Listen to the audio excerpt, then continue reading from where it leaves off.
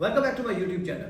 तो स्टूडेंट, आज की वीडियो में हम डिस्कस करेंगे quality control and quality insurance, और उसके लिए हम हेल्प लेंगे, सपोर्ट लेंगे one of the most important person in this field, mister Abdul Aleem.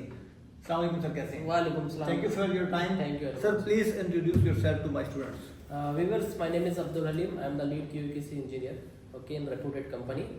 So I came here to resolve some questions. Mr. Ahmed Faraz, he have some questions, so I will give some answer. I will try my best. Okay, thank you very much. Sir, the first question we got at our YouTube channel, Yeah. QA and QC, ये position किस लिए होती है? इसकी role and responsibilities क्या होंगी? Yeah, for QAQC, actually we need quality control and quality analysis. In that, our main roles and responsibility is that we have to take care all the inspection activities. Okay, we have to check all the quality control, all the things. First, we need AS&D level 2 certification.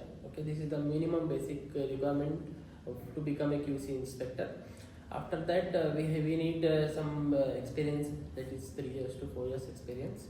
Okay, this is the minimum basics requirement for that. Okay, अभी हमने जैसा बात की कि QC and QA क्या होती है, उसकी मिनिमम रिक्वायरमेंट्स क्या हैं। अभी आता है कि अगर हमने किसी भी कंपनी में अप्लाई करना है, लेट्स सपोज एडो के आरंभ हो जाती है, तो उसके अंदर हमें इंटरव्यू के लिए अपीयर होने के लिए कॉम्पिटेंसी रिक्वायरमेंट क्या चाहिए, कितना एक्सपीरियंस होना चाहिए, सर्टिफिकेशन और एजुकेशन कितनी होनी चाहिए? मिनिमम एजुकेशन हमारे पास डिप्लोमा होना चाहिए मैकेनिकल फील्ड में, या रिलेटेड टू मैकेनिकल होना चाहिए, BSc mechanical, it's okay for us. Minimum 3 to 4 years experience चाहिए आपको। अगर 3 years भी एक्सपीरियंस है तो that is okay for us, no problem. AS&D level 2 का सर्टिफिकेशन होना चाहिए, जिसमें UT, RT, PT और MPT, ये चारों सब्जेक्ट कवर होना चाहिए और वैलिड होना चाहिए certificate. This is our minimum basic requirement, okay, to conduct interview. अच्छा, तो ये हमारी जो रिक्वायरमेंट्स है ये QC इंस्पेक्टर के लिए थी। यस। अब QC इंजीनियर के लिए अगर हमने प्रमोट होना है या इंटरव्यू देना है, तो Yes. उसके लिए क्राइटेरिया क्या होगा? Certifications, degree and experience. या QC इंजीनियर के लिए हमें चाहिए B bachelor of engineering in mechanical और रिलेटेड फील्ड। हमारे पास मिनिमम 4 to 5 years का एक्सपीरियंस चाहिए in the same field. In ADNOC we need 6 years experience as a QC engineer to qualified as a QC engineer in ADNOC, and for DESCON 4 to 5 years is enough, or any reputed company, any contract company 4 to 5 years is enough, but for ADNOC we need 6 years of experience. We need API 510, API 570 at a minimum basic qualification to qualified as a QC engineer, and CCIP 3.1 is preferable. It is not mandatory in ADNOC, not in other reputed company, but it is preferable. So this is the minimum requirement. And if anybody want to be selected as a QC engineer or inspector, they should ensure that they meet this type of qualification criteria in all these things. अच्छा, इसके बाद एक और question हमारे पास आया था कि जिस तरह एडनोक के अंदर इंटरनल लेदर स्टैंडर्ड होंगे, इसी तरह सेम अरामको हमारे पास जो सऊदी की कंपनी है उसके अंदर कोई CBT कोर्स होता है। तो अब वो CBT और एडनोक के जो रिक्वायरमेंट्स हैं, वो इंटरव्यू के, असेसमेंट के, वो दोनों सेम है या उस पर क्या डिफरेंस है? Actually, Aramco CBT is computer based test. वो अगर आप आरामको क्वालिफाइड है CBT, तो we will give you preference, high preference to be qualified in, to be select in ADNOC. We do, but in ADNOC we don't have any such test. We have only certification requirement like 510, 570, 653 is preferable, and CCIP 3.1, 3.2 is preferable.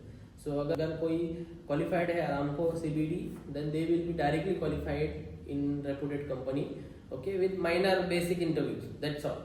अच्छा, एक question और था इसमें कि हमारे पास जो QC या QA होता है वो हर फील्ड का अलग होगा, सिविल का, मैकेनिकल का, इंस्ट्रूमेंट का, तो ऐसा कुछ कलेक्टिव उनका होता है? जिस तरह HSE है तो सिविल का, कंस्ट्रक्शन का है, उसका निबोश मैंडेटरी सबके लिए, तो QC या QA के लिए ऐसा कुछ मैंडेटरी सर्टिफिकेट सब पे एप्लीकेबल होता है? यस, मैंडेटरी सर्टिफिकेट है हमारा AS&T लेवल 2 सर्टिफिकेट। इसके अंदर UT, PT, RT और MT, ये चारों हमको चाहिए। ये चारों में, ये सिविल में भी ये रिक्वायरमेंट है, सेम बेसिक रिक्वायरमेंट है, ये मैकेनिकल में भी रिक्वायरमेंट है। Any QC field we need this 4 techniques certificate. ये टेक्निक है हमारा नॉन डिस्ट्रक्टिव टेस्ट, ये हम सिविल में भी यूज़ करते हैं, ये हम मैकेनिकल में भी यूज़ करते हैं, ये हम वेल्डिंग रिलेटेड में भी यूज़ करते हैं। Everywhere we are using this certificate.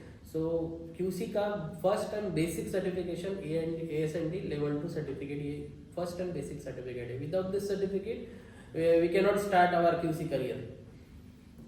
HSE के इंटरव्यू के लिए हमें मटेरियल काफी मिलता है। HSE इंजीनियर का देना है, ऑफिस का, सुपरवाइजर, किसी का भी देना है, QC का इंटरव्यू क्रैक करने के लिए कुछ टिप्स जो मेरे आप स्टूडेंट्स को दे सकें, क्योंकि काफ़ी क्वेश्चन इसके बारे या में। QC का इंटरव्यू क्रैक करना बहुत सिंपल है।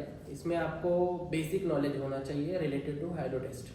सो इन हाइड्रो टेस्ट आपको ये पता होना चाहिए कि आपको प्रेशर गेज कितना यूज़ करना है, प्रेशर गेज का रेंज क्या है, minimum and maximum. Like pressure gauge हमें 2 प्रेशर गेज मिनिमम रिक्वायरमेंट है as per code.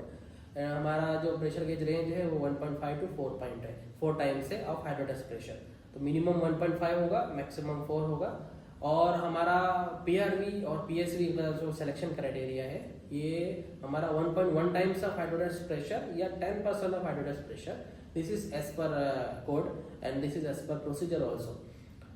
All these things is mentioned in ASME section 8 division 1 paragraph UG 99 for hydro test, pressure gauge and PRV, PSV, and for pneumatic test it is mentioned in same ASME section 8 division 1 paragraph UG 100 100.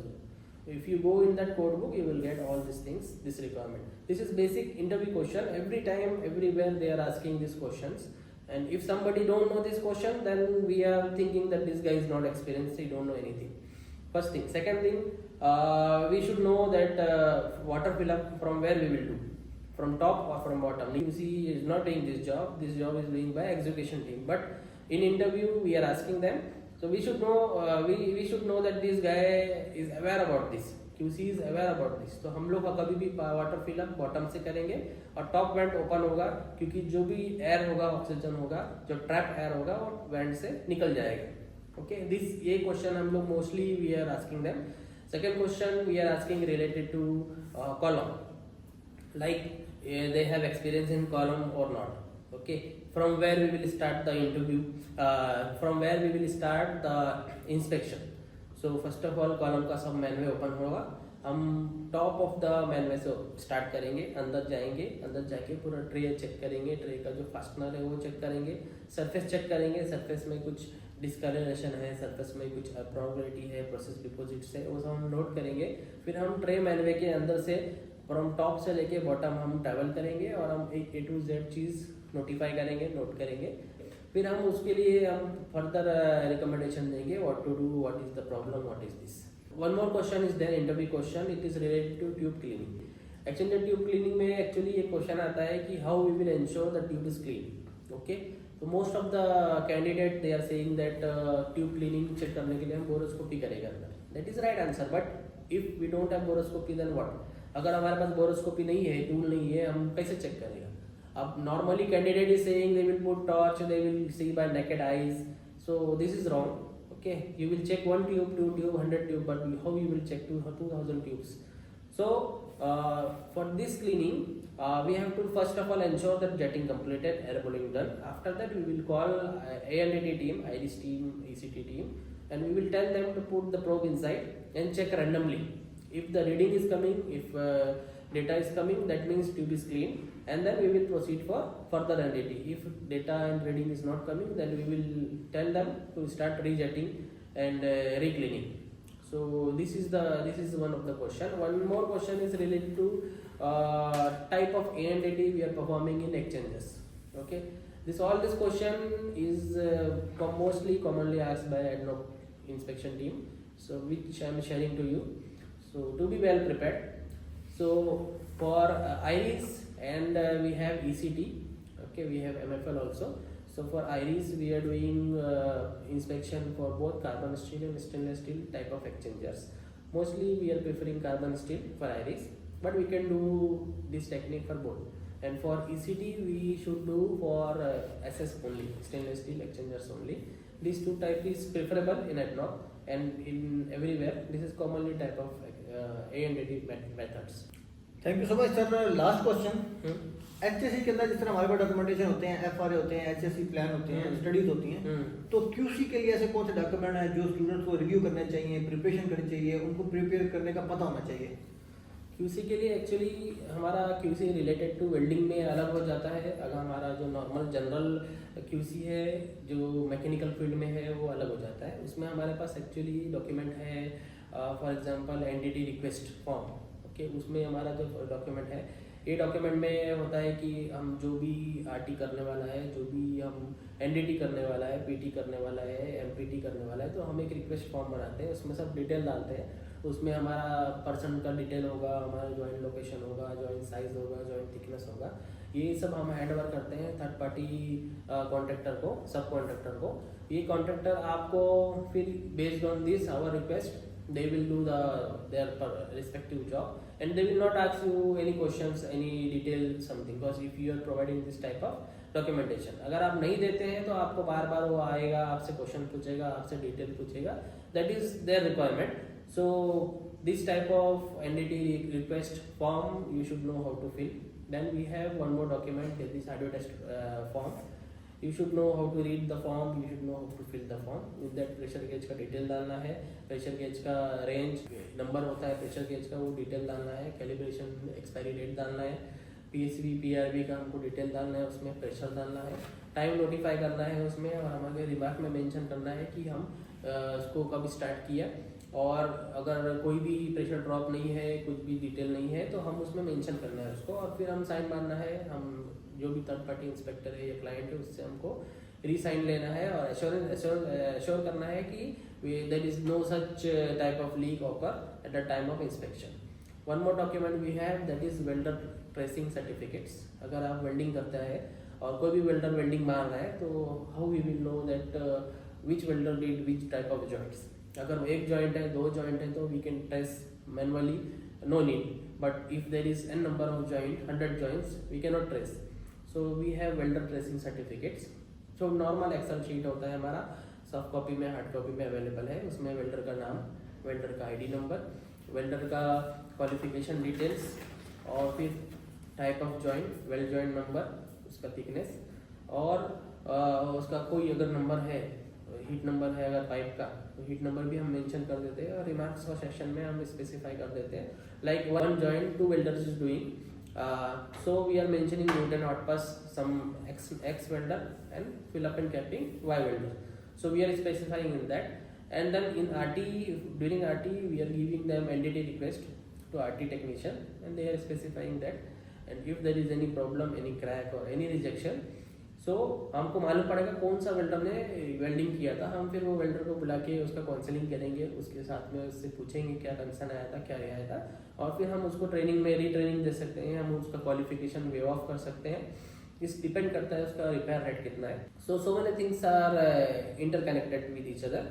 सो ये basic certification QC का है हमारे side से। हमारा एक और certification है like inspection general report. So in that general report हमको ये पता होना चाहिए कि ये जनरल रिपोर्ट में फिल कैसा करना है। ये बेसिक होता है हमारा एक, जिसमें एक कॉलम होता है जिसमें फाइंडिंग्स है, और दूसरा कॉलम है जिसमें फाइनल रिमार्क्स एंड साइन है। तो फाइंडिंग्स में अगर आपको कुछ एबनॉर्मेलिटी मिलता है, तो आप उसको नॉर्मली जो भी एबनॉर्मेलिटी मिला आपको, लाइक प्री क्लीनिंग इंस्पेक्शन में आपको कुछ एबनॉर्मेलिटी मिला, अब उसमें स्पेसिफाई करना है कि you found process deposit, you found foul spray, you found any corrosion, any rust, and whatever damage mechanism you found in that carbon, like pitting, okay, hard scale, whatever you will mention in that, and you will sign in that location, sign location. In remarks you can mention that re-inspection to be done after cleaning, post cleaning inspection. After that same we will use for post cleaning inspection also. same form में हमको लिखना है कि before cleaning क्या मिला था, after cleaning हमारा जो भी रिक्वायरमेंट है वो हम फुलफिल करना है। उसमें स्पेसिफाई करना है कि there is all the findings what we found before cleaning is rectified after cleaning. और फिर कोई सपोज आपको क्रैक मिल गया है उसके अंदर, तो हमको क्रैक को फर्स्ट ऑफ ऑल चेक करना है, उसके बाद हमको NDT करवाना है। उसमें NDT में प्रेफरेबल है PT करना। PT करने के बाद आपको पता चल जाएगा कि कितना साइज का क्रैक है। अगर RT इज प्रैक्टिकल है तो RT करके आपको डेप्थ मिल जाएगा कि कितना ये है। अगर नहीं है प्रेफरेबल है, तो हमको वो क्रैक को दोनों साइड से ड्रिल मारना है, ओके, स्मॉल ड्रिल से ड्रिल मारना है। उसके बाद ग्राइंडर से हमको उसको डीप में ग्रुप बनाना है, और ग्रुप बनाने के बाद फिर हमको PT करना है। हमको इंश्योर करना है कि उसके अंदर क्रैक नहीं है, क्रैक निकल चुका है 100%। फिर हम उसको वहाँ पे वेल्डर को बुला के वेल्डर के साथ में उसको फिलअप कर देंगे, ओके।